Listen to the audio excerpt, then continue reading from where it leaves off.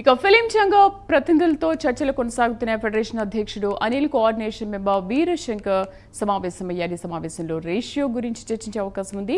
దీనిపై క్లారిటీ వచ్చిన తర్వాత ఛాంబర్లో వేతనాల పెంపుపై చర్చించనున్నారు. అప్పటి వరకు ఎలాంటి షూటింగ్స్ చేయకూడదని ఫిలిం ఛాంబర్ నిర్ణయించింది. సమస్య పరిష్కారం తర్వాతే షూటింగ్స్ చేయాలని స్పష్టం చేసింది. మా కరెస్పాండెంట్ మోహన్ పూర్తి సమాచారం అందిస్తారు. మోహన్, ఎటువంటి చర్చలు కొనసాగుతున్నాయి, ఎటువంటి క్లారిటీకి వచ్చారు? Sridevi employees federation film industry employees ఫెడరేషన్కి అలాగే ఫిలిం ఛాంబర్కి మధ్య అంటే వేతన పెంపుకు సంబంధించి జరుగుతున్నటువంటి ఒక సమస్య గత 6 రోజులుగా కొనసాగుతూ ఉంది.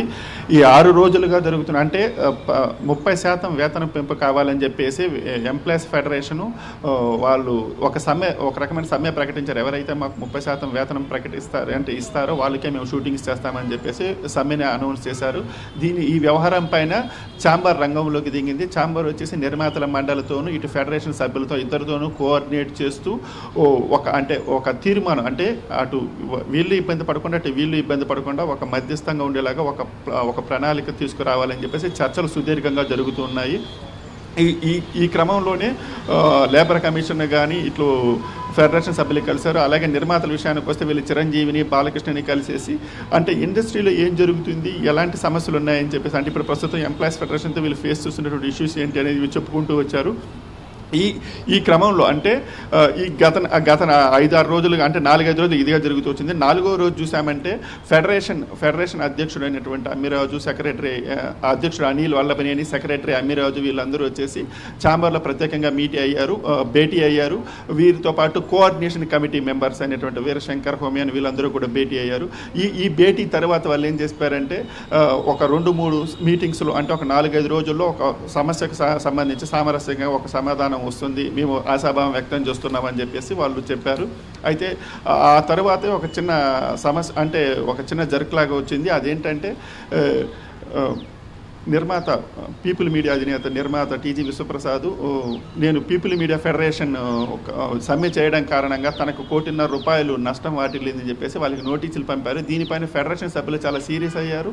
సీరియస్ అయ్యిందే కాకుండా ఇలా చేయడం కరెక్ట్ కాదు, అంటే సమ్మె కొనసాగుతుంది, మేము ఎవరిని డిమాండ్ చేయలేదు, అంత సవ్యంగా సాగుతున్న సమయంలో ఇలా నోటీసులు పంపించడం సరికాదని చెప్పేసి ఫెడరేషన్ సభ్యులు చెబుతూ వచ్చారు.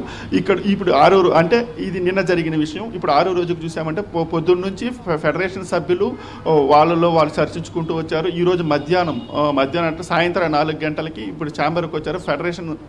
ఫెడరేషన్ నుంచి అనిల్ వల్లభనేని అలాగే సెక్రటరీ అమ్మిరాజు వీళ్ళందరూ మీటింగ్కి వచ్చారు. అలాగే కోఆర్డినేషన్ కమిటీ నుంచి వీరశంకర్ వచ్చారు. అలాగే ఛాంబర్ ప్రతినిధులతో ఇప్పుడు పైన వీళ్ళు భేటీ అవుతున్నారు.